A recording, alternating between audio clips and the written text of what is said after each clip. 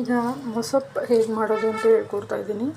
ಇದಕ್ಕೆ ಬೇಕಾಗಿರೋ ಸೊಪ್ಪು ಒಂದು ಕಟ್ಟು ಪಾಲಕ್ ತೊಗೊಂಡಿದ್ದೀನಿ, ಅರ್ಧ ಕಟ್ಟು ಸ್ವಲ್ಪ ಮೆಂತ್ಯ, ಸ್ವಲ್ಪ ಸಬ್ಬಕ್ಕಿ, ಒಂದು ಕಟ್ಟು ಅರಿವೆ ಸೊಪ್ಪು. ಇದನ್ನು ಚೆನ್ನಾಗಿ ವಾಶ್ ಮಾಡಿಕೊಂಡು ಇದಕ್ಕೆ ಸ್ವಲ್ಪ ನೀರು ಹಾಕ್ಕೊಬೇಕು.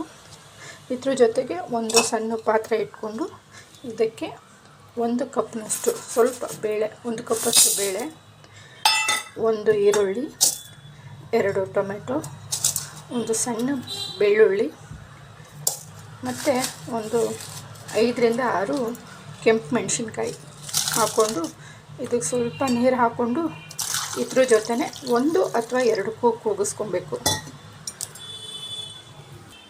ನೋಡಿ, ಇವಾಗ ಇದು ವಿಷಲ್ ಹೋಗಿದೆ. ವಿಷಲ್ ಹೋದ್ಮೇಲೆ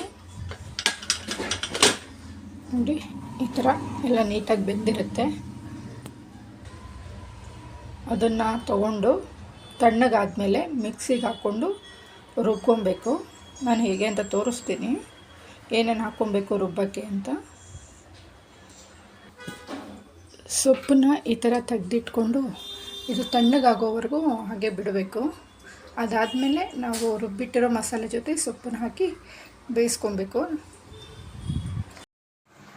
ನೋಡಿ, 1 ಹಿಡಿ ತೆಂಗಿನಕಾಯಿ, 1 ಸ್ಪೂನ್ ಜೀರಿಗೆ, 1 ಸ್ಪೂನ್ ಧನಿಯಾ ಪುಡಿ, ಇದು ಬೇಯಿಸಿಟ್ಟಿರೋ ಟೊಮೆಟೊ, ಈರುಳ್ಳಿ, ಬೆಳ್ಳುಳ್ಳಿ ಮತ್ತು ಮೆಣಸಿನ್ಕಾಯಿ, 1 ಮೆಣಸಿನ್ಕಾಯಿ, ಇದಿಷ್ಟು ಅದು ತಣ್ಣಗಾದ್ಮೇಲೆ ಬೇಯಿಸಿಟ್ಟಿರೋದು ಮಿಕ್ಸಿಗೆ ಹಾಕ್ಕೊಂಡು ಮಿಕ್ಸಿ ಜಾರಿಗೆ ಹಾಕ್ಕೊಂಡು ಪೇಸ್ಟ್ ಮಾಡ್ಕೊಬೇಕು. ನಂತರ ಬೇಯಿಸಿಟ್ಟಿರೋ ಸೊಪ್ಪನ್ನ ಇದ್ರ ಜೊತೆ ಹಾಕ್ಕೊಂಡು ಒಂದು ಸತಿ ಅಥವಾ 2 ಸತಿ ಮಿಕ್ಸಿಗೆ ಹಾಕಿ ಆಫ್ ಮಾಡಬೇಕು. ನೋಡಿ, ಇದಕ್ಕೆ ಪೇಸ್ಟ್ ಮಾಡ್ಕೊಂಡಿದ್ದೀನಿ. ಇದನ್ನು ಪೇಸ್ಟ್ ಮಾಡ್ಕೊಂಡಿರೋದಕ್ಕೆ ನೋಡಿ, ಬೇಯಿಸಿಟ್ಟಿರೋ ಸೊಪ್ಪು ನಾನು ಸೋರು ಹಾಕಿದ್ದೀನಿ. ಇದು ತಣ್ಣಗಾಗಿದೆ. ತಣ್ಣಗಾಗಿರೋದನ್ನು ಬೇಯಿಸಿಟ್ಟಿರೋ ಮಸಾಲೆ